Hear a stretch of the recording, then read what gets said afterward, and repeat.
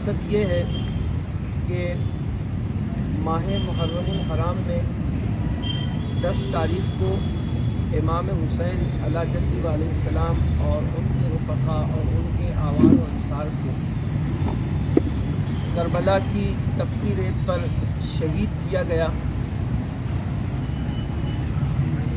جس مقصد کی خاطر امام حسین اور ان کے رفقا نے کربلا کی زمین پر اپنی جانوں کا نذرانہ اللہ کی بارگاہ میں پیش کیا.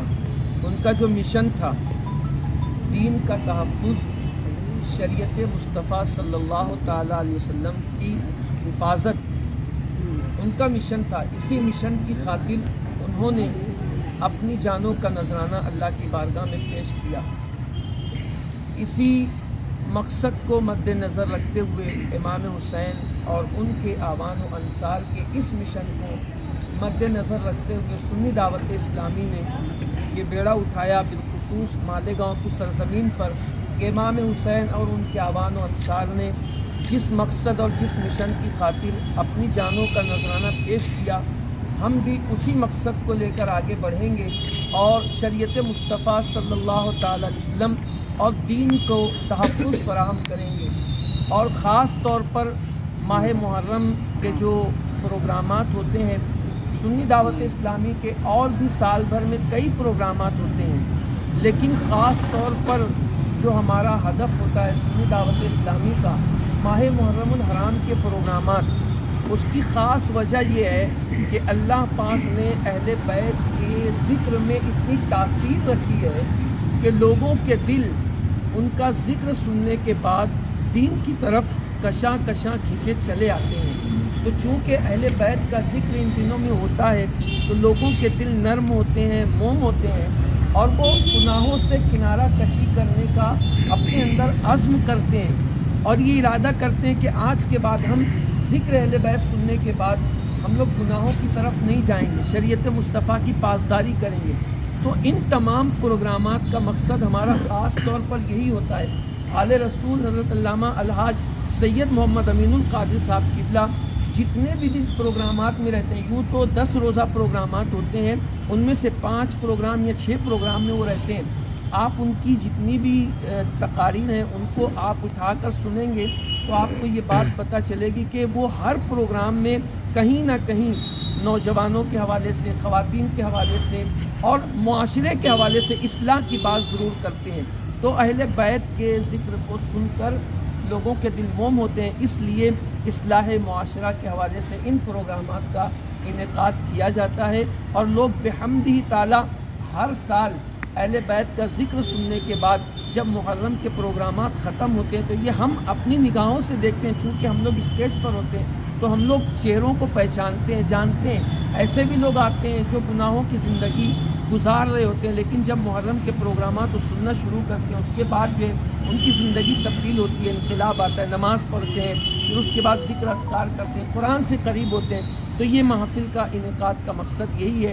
آج بحمدہ تعالیٰ 6 نشستیں مکمل ہو چکی.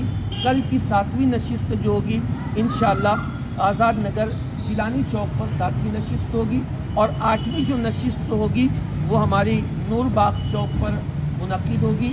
9ویں اور 10ویں نشست جو ہوگی ان سال کی انشاءاللہ ایٹی ہائی اسکول کے گراؤنڈ پر ان دونوں پروگرامات کا انعقاد ہوگا.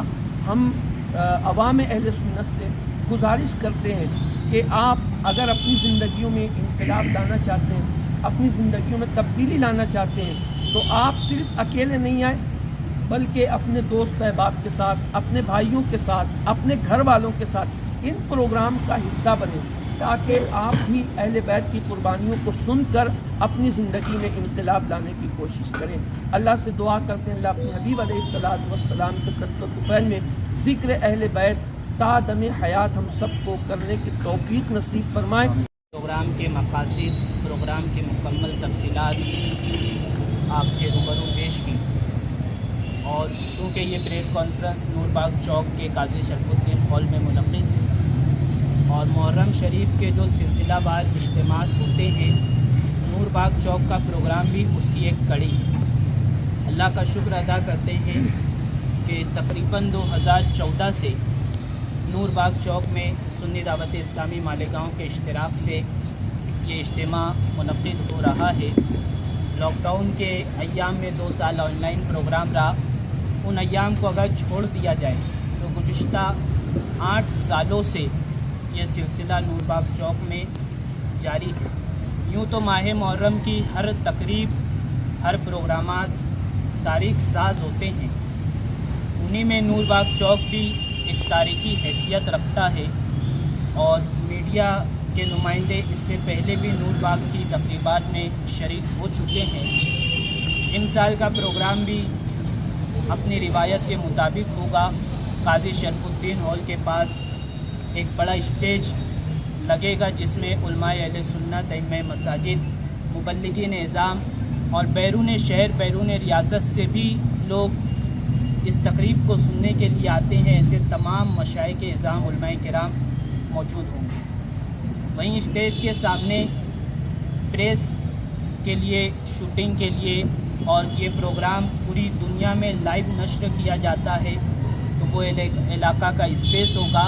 اس کے بعد عوام کے لیے بیٹھنے کا بہترین انتظام ہوگا۔ عوام الناس کے لیے انٹری انصار پترا ڈپو، نور باغ گیٹ، جسے باب نور باغ کہا جاتا ہے، وہاں سے انٹری ہوگی، اور جو نور باغ یعنی اسٹیج کے جو سامنے کا حصہ آئے گا نور بیکری کی طرف کا، وہاں سے عوام آئے گی۔ وہیں ان کے لیے پارکنگ کا انتظام بھی ہوگا۔